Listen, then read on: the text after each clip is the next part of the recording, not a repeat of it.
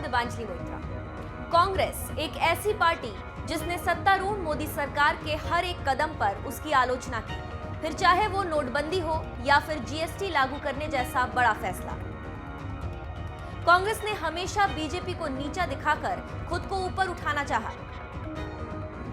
GST के लिए तो क्या कुछ नहीं कहा गया, जल्दी में लिया गया डिसीजन, किसी को समझ में नहीं आने वाला फैसला।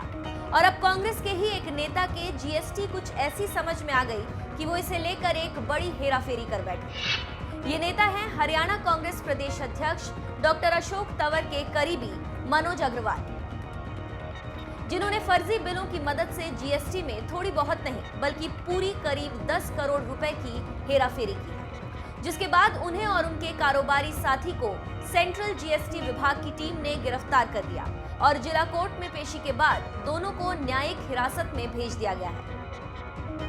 केंद्रीय जीएसटी विभाग के एक अधिकारी के मुताबिक रबड़ का सामान बनाने की फैक्ट्री चलाने वाले मनोज ने जीएसटी विभाग में अपना पंजीकरण करवाया हुआ है, जिसके बाद मनोज अनिल के साथ मिलकर सरकार को ये चपत लगाने का काम कर रहे थे।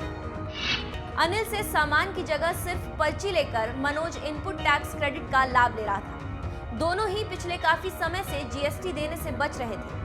विभाग को दोनों पर कुछ शक हुआ तो पता चला कि करीब 1.5 साल से मनोज अपने दोस्त अनिल के साथ मिलकर फर्जी बिलों के आधार पर विभाग को जीएसटी की चपत लगा रहे थे।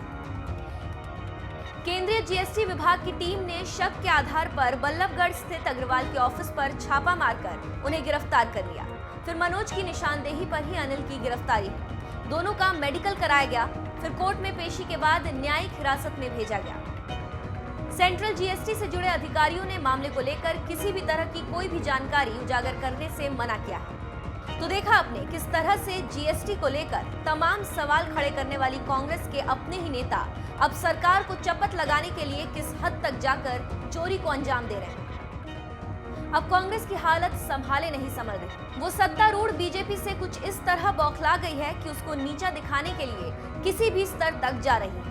लेकिन शायद कांग्रेस अब ये भूल गई है कि जो दूसरों के लिए गड्ढा खोदता है वो एक दिन खुद ही अपने खोदे गड्ढे में गिर जाता है। लोकसभा चुनाव के दौर में जब कांग्रेस को ज्यादा सतर्क रहना चाहिए तो कांग्रेस के नेता कुछ ऐसी और हरकतें कर पार्टी की परेशानियां कम करने के बजाय उन्हें बढ़ा जरूर रहे हैं।